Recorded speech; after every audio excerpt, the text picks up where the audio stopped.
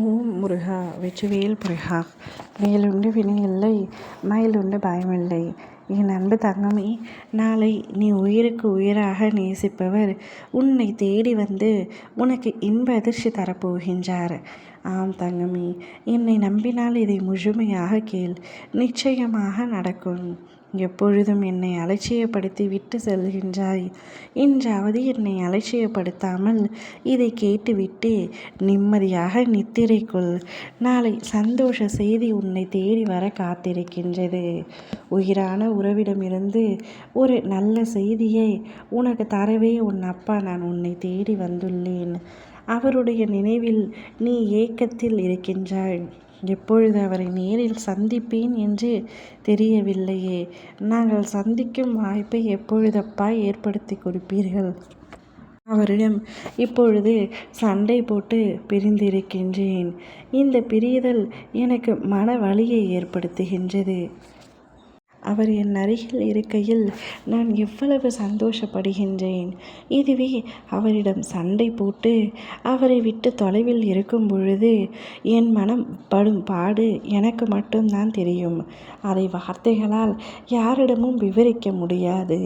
வலி நிறைந்த வாழ்க்கையாக இப்பொழுது சென்று கொண்டிருக்கின்றது.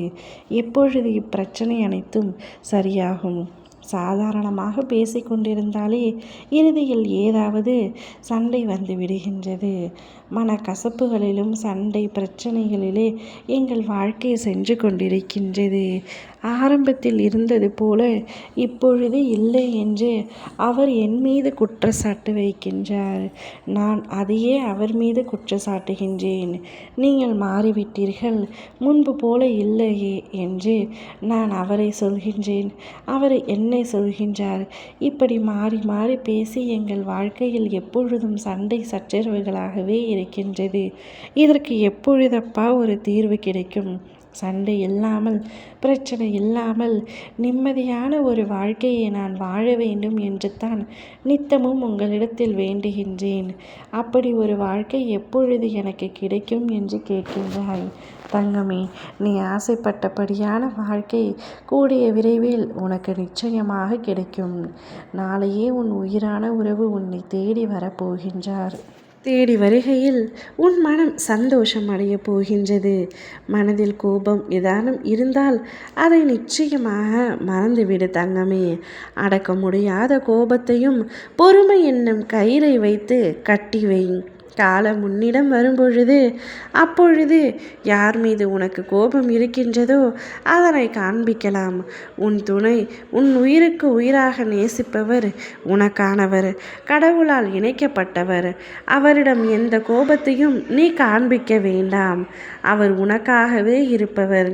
நீ சந்தோஷமாக இருக்க வேண்டும் என்று அனுதினமும் என்னிடத்தில் பிரார்த்தனை செய்பவர். நீ எந்த அளவிற்கு அவர் மீது அன்பை வைத்திருக்கின்றாயோ அதில் 1% கூட குறையாத அளவிற்கு அவரும் உன்னை மனதார நேசிக்கின்றார்.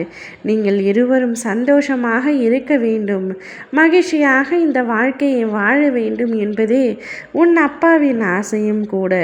நாளை உன்னை தேடி வந்து மிகப்பெரிய இன்பதிர்ச்சி தந்து உன்னை சந்தோஷத்தில் திக்குமுக்காட வைக்கப் போகின்றார்.